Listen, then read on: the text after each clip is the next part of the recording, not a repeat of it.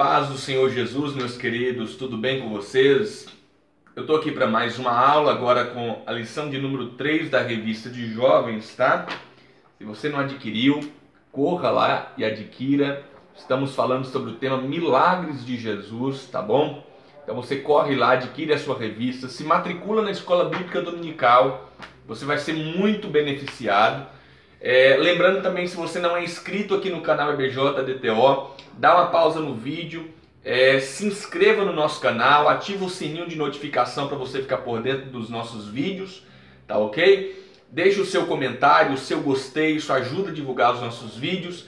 E nós estamos aí na meta de chegarmos a 1000 inscritos no nosso canal. Estamos quase lá e com a sua ajuda nós iremos conseguir alcançar essa meta. Então vai lá, divulga os vídeos nas suas redes sociais, convida os seus amigos para participar aqui desse grupo conosco, de estudo da Palavra do Senhor, e vamos fazer com que o Evangelho seja expandido, com que possamos aprender mais da Palavra do Senhor e assim nós vamos cumprir a vontade do Senhor, que é expandir o reino dos céus, tá bom?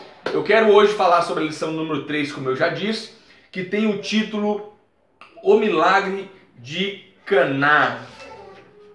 Nas bodas de Caná. A lição de número 3 aí vai tratar em especial desse primeiro milagre que Jesus vai realizar no início do seu ministério, tá? O próprio apóstolo aí, João, na sua carta, no capítulo 2, no seu evangelho, no capítulo de número 2, ele vai deixar muito claro que este foi o princípio dos sinais que haveriam de vir no decorrer do ministério de Jesus. Então esse é o primeiro milagre que Jesus vai realizar no seu ministério. Quando eu falo do Evangelho de João, é um evangelho que eu particularmente gosto muito pelo teor teológico que o Evangelho de João tem. Mesmo ele sendo muito simples no seu modo de escrever, existe uma profundidade muito grande no seu evangelho, no conteúdo teológico. Não que os outros evangelhos não tenham a sua profundidade, não tenham a sua importância. Muito pelo contrário. A fé cristã tem como base, textos base, os evangelhos Mateus, Marcos, Lucas e João.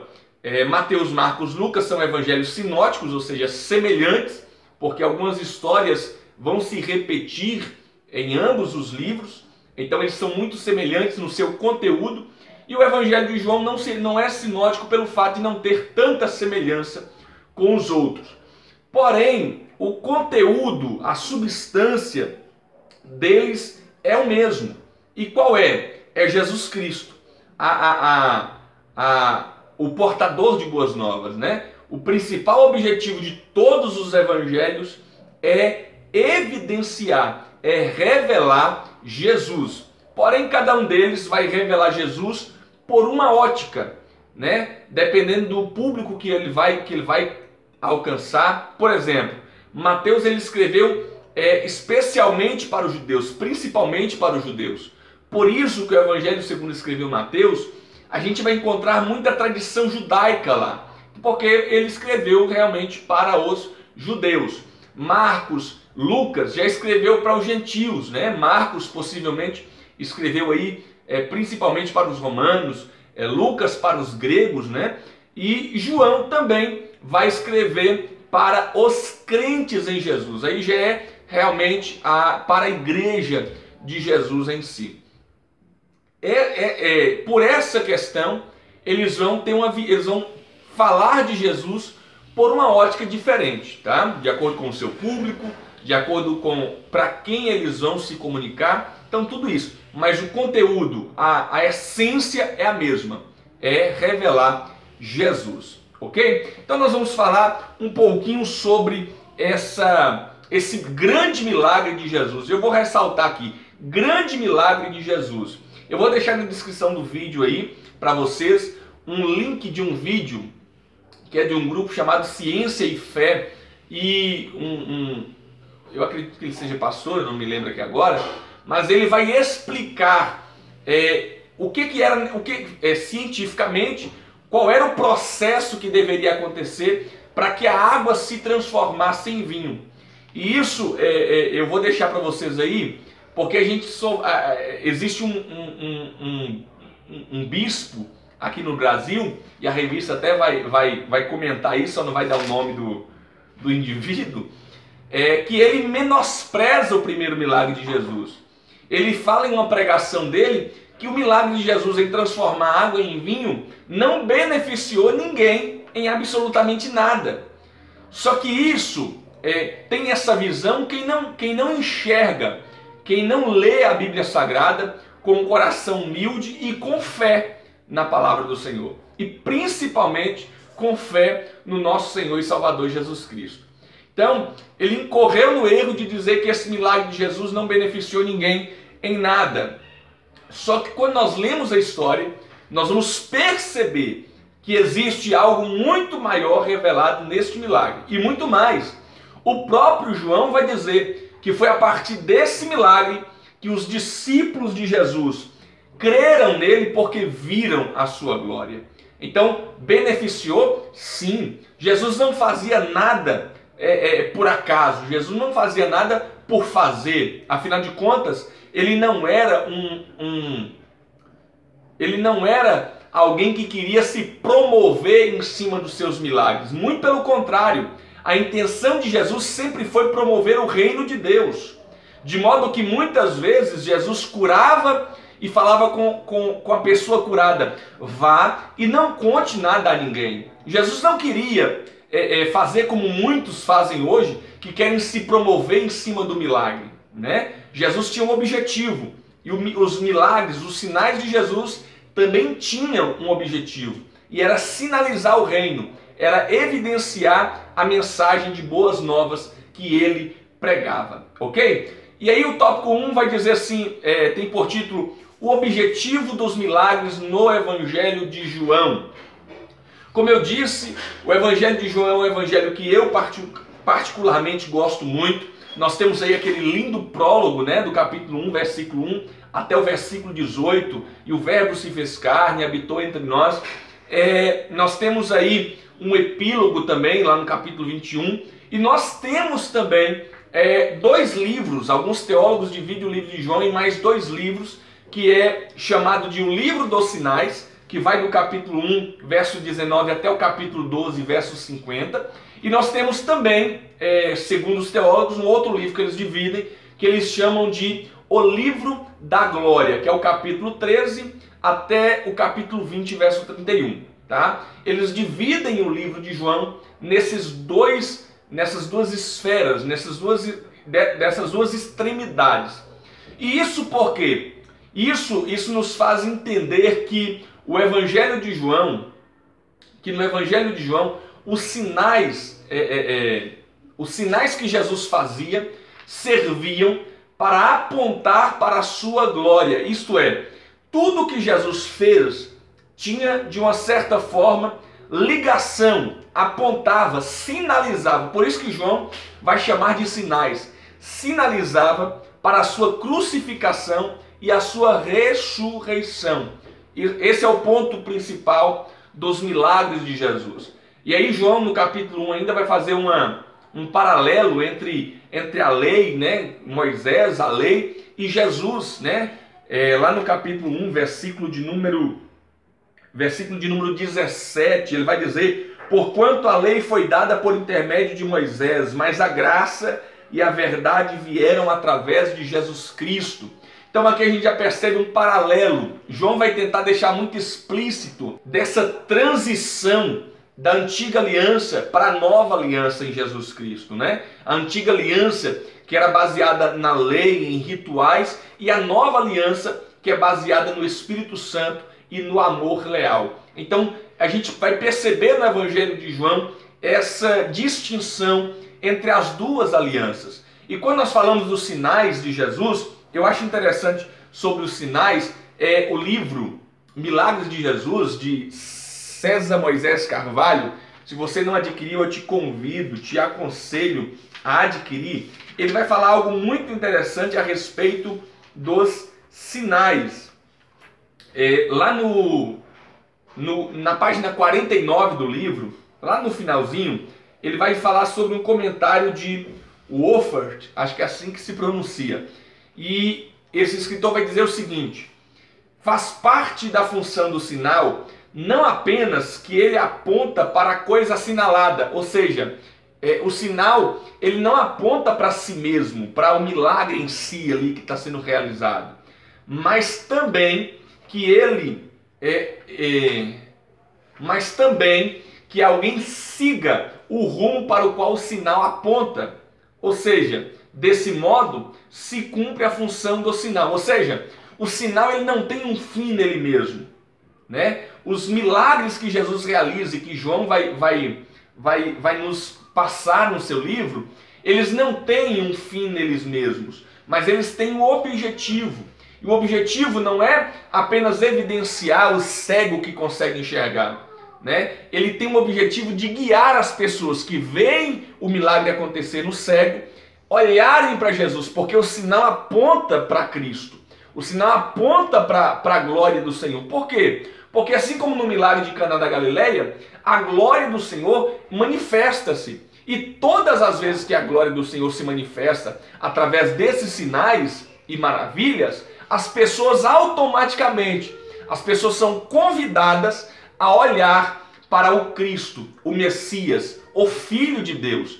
E isso vai fazer com que elas venham a crer. E aqui tem o objetivo de todos os milagres que João deixa explícito no seu evangelho. O propósito dele era que Jesus fosse conhecido, que as pessoas viessem a ter fé em Cristo, né? E manifestar a glória do Senhor. Esses são os objetivos, ou o objetivo que João tem em falar a respeito dos milagres de Jesus. Então, qual é o objetivo? O objetivo é trazer, é fazer com que as pessoas creiam no Evangelho, creiam no Cristo, o Filho de Deus, assim como vendo a sua glória. Foi assim com os discípulos, principalmente aqui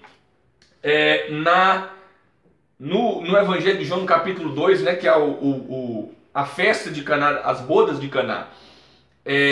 Os discípulos viram a glória do Senhor e eles passaram a crer nele. É isso que o Evangelho, isso é que os sinais, é para isso que os sinais servem. E a gente falou isso em algumas lições passadas, ok?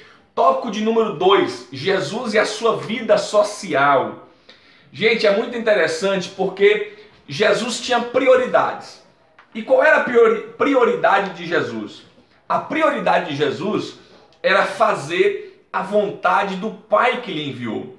Ele deixou isso muito claro para os seus discípulos, de que lá em João capítulo 4, versículo 34, ele fala que o comer dele, o beber dele é fazer a vontade do Pai. Ou seja, as prioridades de Jesus sempre foi estabelecer o reino, sempre foi trazer restauração para o homem, sempre foi resgatar o homem das garras do pecado.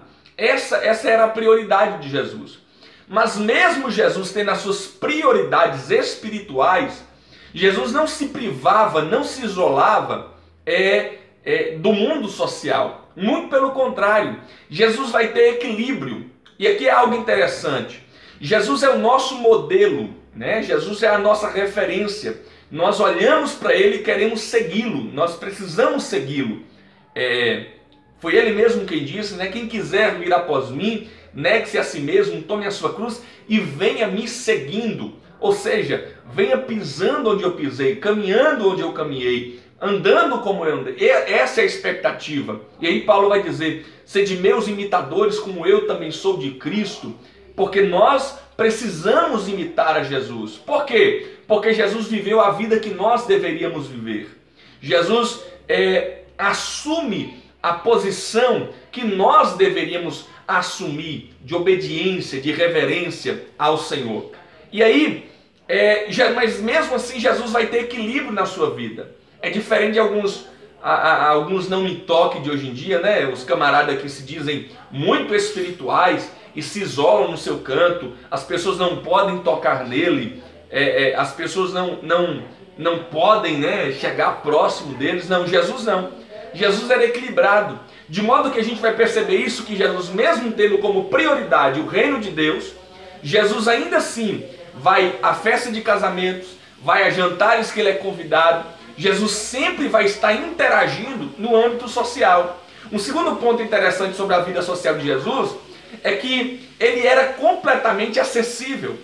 Todas as pessoas que precisavam chegar próximo dele, todas as pessoas que necessitavam de se aproximar de Jesus, sempre tinham um tempo disponível, sempre encontravam uma atenção para elas e muito mais. Nunca o mestre ficava chateado pelas pessoas o procurarem. Nunca o mestre ficava incomodado quando as pessoas o procuravam. Muito pelo contrário, aí vai distinguir, vai aparecer uma outra característica social de Jesus, que era a empatia que ele tinha. Todos aqueles que buscavam o mestre encontravam acessibilidade a ele, porque Jesus tinha empatia a todos eles. Lembra de Marta e Maria, quando Lázaro morre, lá no capítulo 11 do Evangelho segundo João? Jesus, no versículo 33, quando olha a situação de Marta e Maria, a Bíblia diz que Jesus se comove com aquela situação e muito mais. Jesus vai chorar também. Por quê? Porque Jesus, ele se colocava no lugar das pessoas, né? Ele sentia o que as pessoas estavam sentindo. Ele tinha empatia com a situação das pessoas. A viúva de Naim, Jesus, quando vê ela chorando, a Bíblia diz que Jesus se moveu de íntima compaixão. E aí falou com ela: não chores. Ou seja, Jesus tinha empatia com as pessoas e tinha acessibilidade, obviamente, né? Uma outra característica também interessante na questão social de Jesus, na vida social de Jesus, é que ele tanto convivia com seus parentes, como ele também tinha amigos. Lázaro é um exemplo disso. Lázaro é um amigo de Jesus, um amigo especial, que Jesus, todas as vezes que passava por Betânia, Jesus ficava na casa de Lázaro, né? Jesus tinha prazer em estar na casa de Marta, Maria e Lázaro. Então, ele tinha os amigos, os seus discípulos eram os seus amigos. Um dia ele falou com os discípulos: hoje eu não vou falar com vocês como o Senhor fala com o servo, mas como para amigos, né? Não vos chamo mais de servo, mas de amigos. Então, Jesus, ele tinha esse equilíbrio na vida social. Jesus, ele tinha uma vida social ativa. Jesus, ele tinha, as pessoas tinham acessibilidade a ele. É diferente do que a gente vê hoje em dia, né? Os que se dizem os milagreiros, né? Os profetas desse tempo que aparecem por aí, onde as pessoas não podem se aproximar, não podem tocá-lo, eles têm que viver isolado porque a vossa santidade é grande demais. E Jesus vai nos mostrar completamente o contrário.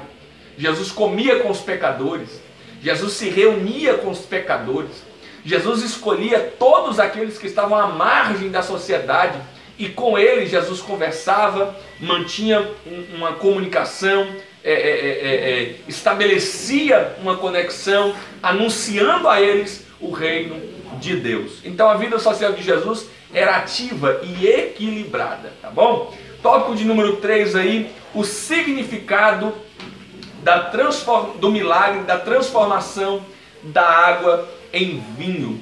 Como eu disse, um determinado bispo aí, eu vou falar o nome dele, Bispo Edir Macedo, vocês encontram o vídeo dele aí na internet, ele menosprezando o milagre de Jesus em uma das suas pregações.